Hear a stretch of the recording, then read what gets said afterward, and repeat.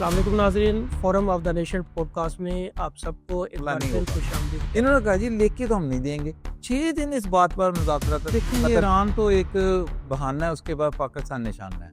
क्योंकि आज हम ईरान और इसराइल जंगी सूरत हाल पर बात करने तो असल शाहिद खान साहब को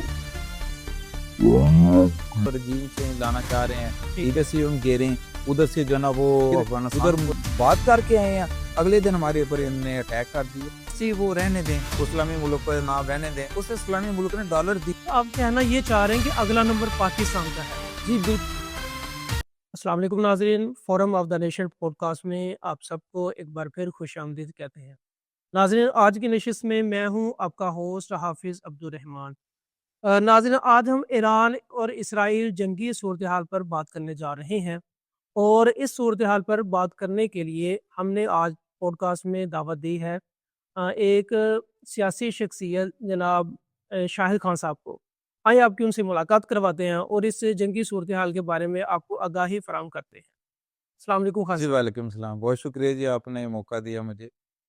अच्छा खान साहब, ये जो मौजूदा सूरत हाल चल रही है इसराइल और ईरान के हवाले से, जंग का माहौल है, तो इस हवाले से आप हमें थोड़ा-सा गाइड करिए, क्या मामला है?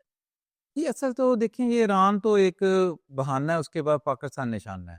क्योंकि अब पूरी दुनिया में एटमी ताकत पाकिस्तान है। तो जी, असल तो एटमी साज़ों तक इसराइल पहुँचना चाहता है। तो वो जो है ना उसके लिए उन्होंने पहले भी जो है ना वर्ल्ड ट्रेड सेंटर गिराया, अफ़गानिस्तान में आके जो है ना वो सब कुछ किया। ये सारे वो उसी बातों की ये कड़ी है। और ये भी जो है ना अभी हमें घेरना चाहते हैं। इधर से ईरान जो है ना वो रजीम चेंज लाना चाह रहे हैं, ठीक इधर है। से हम घेरें, उधर से जो है ना वो अफ़गानिस्तान को जो है ना अपने साथ मिलाया इसराइल ने और भारत ने, उधर से भी घेरना चाहते हैं। इधर भारत हमारा दुश्मन है, हम पाकिस्तान को चारों तरफ से घेरना चाहते हैं। तो आप कहना ये चाह रहे हैं कि अगला नंबर पाकिस्तान का है। जी बिल्कुल, इनकी ख्वाहिश तो यही है, लेकिन इंशाअल्लाह ताला पाकिस्तान ता क़यामत कायम रहेगा। अच्छा, तो ये बाकी मुस्लिम ममालिक में इत्तेहाद क्यों नज़र नहीं आ रहा? ये देखिए वो कमज़ोर मुल्क हैं, वो इतना कुछ अपने रखते नहीं, सख़्त नहीं रखते। वो तो उनके आपको पता है कि वो सोने के जहाज़ देते हैं अमेरिका को और उसके बाद तोائफ़ देते हैं। तो वो कैसे जो है ना वो जंग करने के लिए हिम्मत चाहिए, ताकत चाहिए, जो अल्हम्दुलिल्लाह पूरी दुनिया में सिर्फ़ पाकिस्तान मुसलमान पाकिस्तान है जिसके पास जो है ना वो मुसल्लह फ़ौज, ताकतवर मुसल्लह फ़ौज है। दूसरा नंबर फिर जो है ना वो ईरान का है, फिर तुर्की का है। ठीक तो है। यही 3 ममालिक हैं जिनके पास जो है ना वो ताकतवर मुसल्लह फ़ौज है। अच्छा खान साहब, देखें इसराइल ने ईरान पर हमला किया और उसके बाद में हुआ क्या कि ईरान ने उल्टा इसराइल पे हमला करने की बजाय वहाँ मुस्लिम ममालिक जो हैं उनके ऊपर हमला किया है।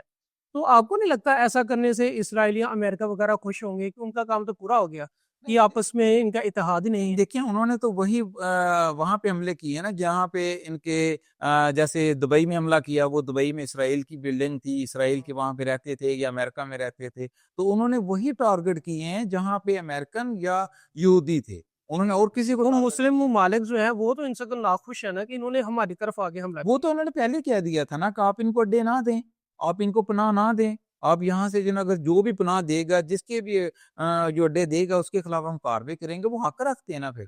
ईरान तो फिर इस टाइम अकेला खड़ा है ना, उसके साथ कौन है इस टाइम? कौन-सी कंट्री उसके साथ खड़ी है? ईरान के साथ जो है ना पाकिस्तान खड़ा है। अल्हम्दुलिल्लाह हम जो है ना वो सीसा पिलाई की दीवार के साथ खड़े हैं। ईरान के साथ चीन खड़ा है, ईरान के साथ रूस खड़ा है, ईरान के साथ तुर्की खड़ा है। और इस जंग के हवाले से अब क्या कहेंगे कि ये शॉर्ट से जंग है, ये लॉन्ग टर्म चलेगी, एक लंबा सा? ये इनका टारगेट तो रजीम चेंज का है कि ये रजीम चेंज लाना चाह रहे हैं ईरान में।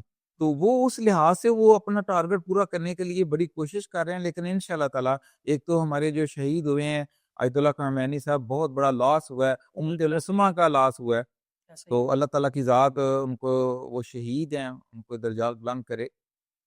अच्छा खान साहब, इस जंगी सूरत-ए-हाल में खलाई मखलूक के बारे में क्या अपडेट्स हैं?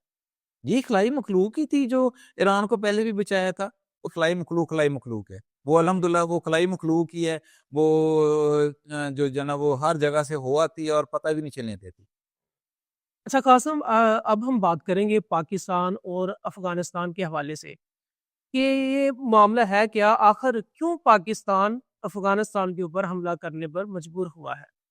دیکھیں جی یہ ایسے ہے کہ پاکستان نے آج سے 2 سال پہلے 1.5 سال پہلے مذاکرات قطر میں کیے، دوحہ میں کیے، تمام اسلامی ممالک کے ساتھ انہوں نے بیٹھ کے باقاعدہ انہوں نے جو ہے نا وہ کہا کہ ساڈی انہاں کو جان چھڈاؤ، اسی دیکھیں ان کو انہوں نے کہا جی ٹھیک ہے ہم ٹی ٹی پی کو جو ہے نا وہ مغرب کی جانب بسا لیتے ہیں، تو آپ ہمیں کوئی پیسے دے دیں، ڈالر دیں، وہ پنجابی جو کہتے ہیں پتا دو اچھا وہ ایک اسلامی ملک نے کہا کہ جی ہم ٹھیک ہے جی ہم آپ کو ڈالر بھی دیتے ہیں، آپ کو جی ہمیں 50 لاکھ کیسے اسلامی ملک نے کہا؟